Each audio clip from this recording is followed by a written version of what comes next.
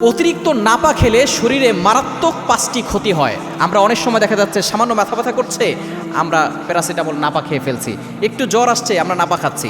আপনি জ্বর আসলেই ওষুধ খেতে যাবেন না, কারণ জ্বর এটা আল্লাহর পক্ষ থেকে একটা নিয়ামত।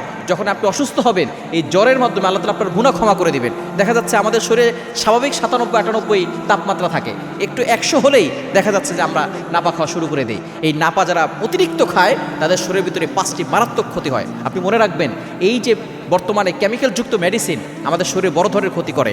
আমরা যদিও সাময়িক সময়ের জন্য আমরা শান্তি পাচ্ছি, তবে এটা আমাদের বড় ধরনের ক্ষতি করছে আমাদের ভিতরে যে অঙ্গগুলো আছে সেগুলোর। 1 নম্বর হচ্ছে যারা অতিরিক্ত নাপা খায় তাদের লিভারের সমস্যা হয় এবং আমাদের ভিতরের কোষগুলো মেরে ফেলে, তখন লিভার দুর্বল হয়ে পড়ে।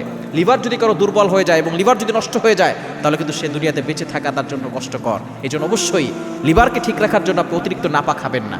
আপনি অবশ্যই চিকিৎসকের পরামর্শ অনুযায়ী খাবেন, যখন প্রয়োজন হয় তখন খাবেন। আপনি দেখা যাচ্ছে যে একটু মাথা ঘোরাচ্ছে, আপনি নাপা খাওয়া শুরু করছেন। আপনি বিভিন্ন সময় ব্যায়াম করবেন, সুস্থ থাকার জন্য আমরা ব্যায়াম করি না, ব্যায়াম করবেন। এবং আপনি বিশেষ করে আপনার গাছগাছালির যে ওষুধ আছে সেগুলো খাওয়ার চেষ্টা করবেন। এগুলোতে কোনো সাইড এফেক্ট নাই। আপনার বিশেষ করে গলা কাশি হচ্ছে, সর্দি হচ্ছে, মাথা ব্যথা করছে, আপনি গরম পানির সাথে লবঙ্গ খেতে পারেন। এরপরে আপনার আদা দিয়ে চা দিয়ে খেতে পারেন। এটা যদি আপনি খান, দেখবেন আপনি গলা ভালো হবে, সর্দি কাশি এগুলো কমে যায়।